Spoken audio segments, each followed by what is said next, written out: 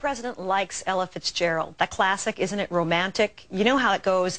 Isn't it romantic? Music in the night, a dream that can be heard, fighting the Taliban in sub-zero rugged terrain. It's about the only explanation that we can come up with to understand the president's view of the 6.5-year struggle in Afghanistan as romantic, a view he expressed in a video conference with U.S. military personnel who are, well, fighting there. Details in just a minute. And in our third story in the countdown, General David Petraeus speaks frankly about conditions in Iraq, saying that Iraqi leaders are not making the requisite progress. General Petraeus, in an interview with the Washington Post, said that, quote, no one in the U.S. and Iraqi governments feel that there has been sufficient progress by any means in the area of national reconciliation. And Petraeus said the United States would temporarily freeze any further reductions in its troop levels to allow for a, quote, period of consolidation and evaluation. General Petraeus also acknowledged that overall reductions in violence over the past year owe in part to a ceasefire called by Shiite cleric and militia leader Muqtada al-Sadr, the military payment of some locals to fight insurgents as well. But today, members of al-Sadr's militia ignored the continuing ceasefire and clashed with Iraqi police in the city of Kut. And as the war in Iraq approaches the 5th year mark, President Bush waxes romantic about the war in Afghanistan. Bush listened to U.S. military and civilian personnel voice their concern over continuing problems in Afghanistan, where U.S. forces still number 29,000, about half of them part of the NATO presence there. Deadly fighting with the Taliban drags on, and convincing local governments to spurn the poppy drug trade is difficult. But President Bush, in the video conference, said, quote, I must say I'm a little envious. If I were slightly younger and not employed here, I think it would be a fantastic experience to be on the front lines of helping this young democracy succeed. It must be exciting for you. In some ways romantic, in some ways, you know, confronting danger. You're really making history. And thanks, end quote. Veterans of the Afghan war swiftly responded. VoteVets.org collecting reactions like this one, quote, I didn't feel like there was anything romantic in not seeing my daughter grow up, in watching Afghan children starve to death, and explaining repeated deployment extensions to my soldiers. No, Mr. President, there's nothing romantic about being sent on an important mission and not being given the tools to accomplish it.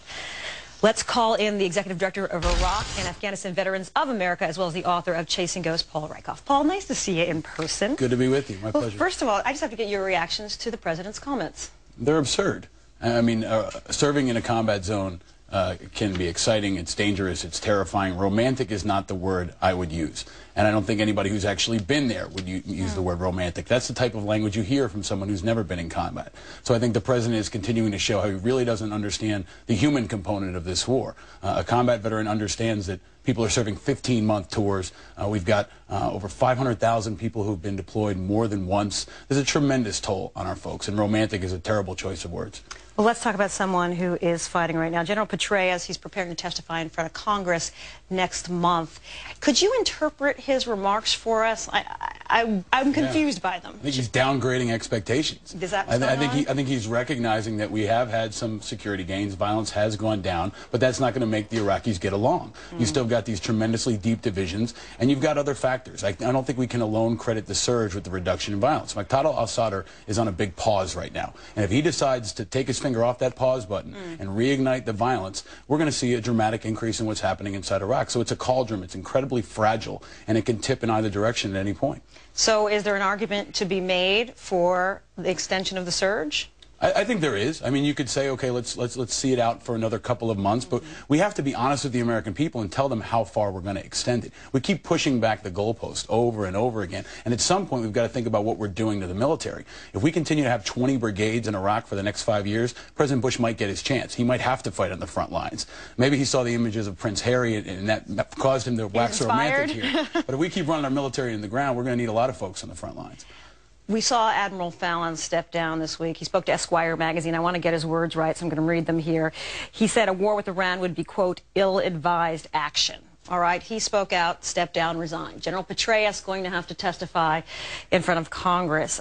Can he deliver stark remarks if they're perhaps not friendly to the administration's view of how things are going? I think he has an obligation to do that. He has an obligation to the troops serving in Iraq, to the American people, and to his position. He has to be frank, he has to be candid, and tell us exactly what's happening on the ground. At the same time, we have to pay attention to what Ambassador Crocker is going to say. That's the other side of this equation that never gets any attention, and that's the political progress. So it's not just one component that's going to achieve or fail to achieve peace in Iraq. It's going to be the military complemented by diplomatic, economic, and political options. Before we let you go, I know there's something that's very important to you, the status of the latest GI Bill. Yeah, GI Bill is moving forward, but right now we only have 44 co-sponsors in the Senate. We need a new GI Bill. The GI Bill right now covers only about 40% of the cost of education in America. It's not what our grandfathers had after World War II. So we need a new GI Bill. We need it now. And one of the presidential candidates, Senator McCain, is not yet signed on. So we need pressure on him, get him on board. Let's get this done in 2008. Paul Rieckhoff of Iraq and Afghanistan Veterans of America, thanks for coming by the studio. Thank you, Alison.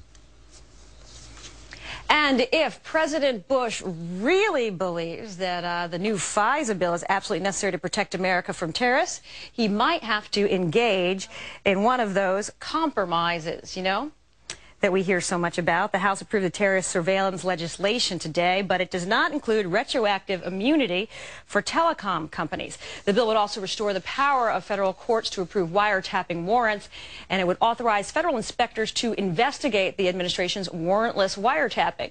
President Bush has been pushing most adamantly for a bill that would protect the telecom giants.